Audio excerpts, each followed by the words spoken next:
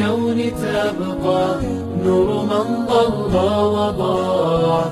أنت أسمى أنت أنقى أنت السلام علیکم ورحمۃ اللہ وبرکاتہ. نحمده ونصلی علی رسوله الکریم. اما بعد فاعوذ باللہ من الشیطان الرجیم. بسم اللہ الرحمن الرحیم.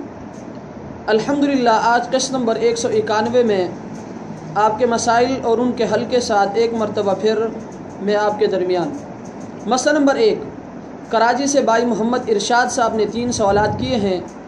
ان کا پہلا سوال یہ ہے کہ اگر وضو کے دوران کوئی حصہ خشک رہ جائے تو دوبارہ وضو کرنا چاہیے یا صرف اسی حصے پر پانی ڈالنا چاہیے؟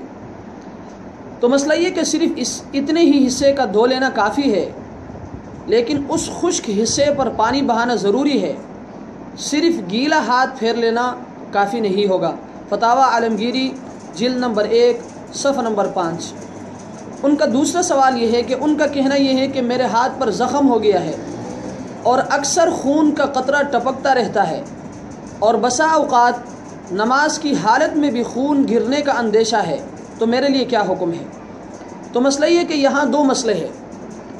ایک یہ ہے کہ اگر زخم کو پانی نقصان دیتا ہے تو آپ زخم کی جگہ کو دھونے کے بجائے اس پر مسح کر سکتے ہیں. اور دوسرا مسئلہ یہ ہے کہ اگر اس میں سے خون ہر وقت رستا رہتا ہے اور کبھی موقوف نہیں ہوتا تو آپ کو ہر نماز کے پورے وقت کے اندر ایک بار وضو کر لینا کافی ہے. اور اگر کبھی رستا ہے کبھی نہیں تو جب بھی خون نکل کر بہہ جائے آپ کو دوبارہ وضو کرنا ہوگا. فتاوی ہندیہ جلد نمبر 1 صفحہ نمبر 41. ان کا تیسرا سوال یہ ہے کہ دیر تک قطرے آنے والے کے لیے طہارت کا کیا طریقہ ہے؟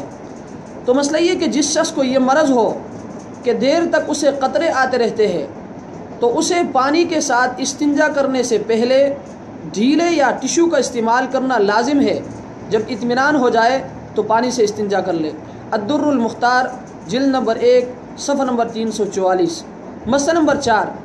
پشاور سے بھائی سلیمان صاحب نے سوال کیا ہے کہ باہر کا آدمی لقمہ دے دے تو اس کا کیا حکم ہے؟